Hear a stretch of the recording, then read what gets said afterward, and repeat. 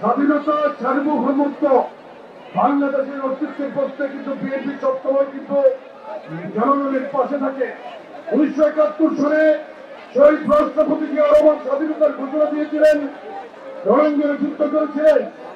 এরশাদ বিরোধী আন্দোলনে 9 বছর প্রিয় নেত্রী বিএনপি চেয়ারপারসন দেশনেত্রী বেগম খালেদা জিয়া নেতৃত্ব দিয়েছেন। একটি মাত্র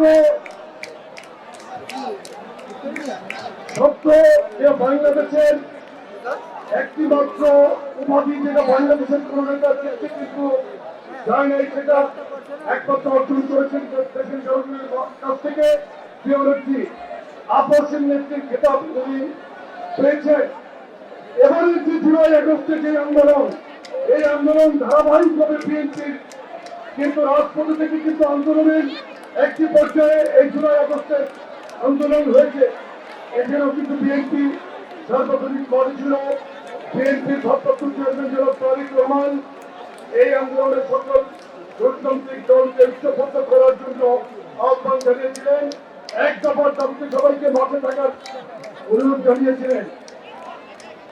বিএনপির ভারপ্রাপ্ত চেয়ারম্যান জনাব তারেক রহমান এই এলাকায় কাকে নমিনেশন দিয়েছেন? আপনাদেরই সন্তান, আপনাদের বন্ধু, আপনাদের সুখে দুঃখে যিনি পাশে থাকেন, আমাদের ছাত্র রাজনীতির এক সময়ের সহযোদ্ধা ছাত্রদলের সাবেক সাধারণ সম্পাদক হাবিবুর রশিদ হাবিবকে এখানে প্রার্থী দিয়েছে।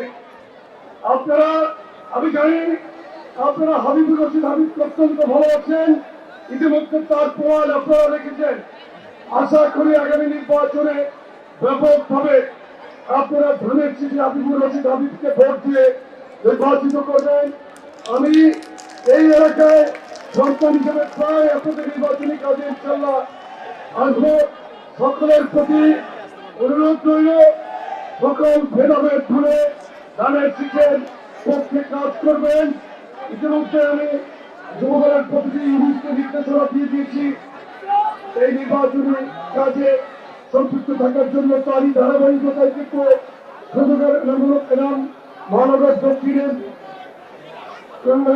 তিনি ইতিমধ্যে কিন্তু সংগঠনের সকলকে নিয়ে উপস্থিত হয়েছে। আমি তাদেরকে ধন্যবাদ জানাই।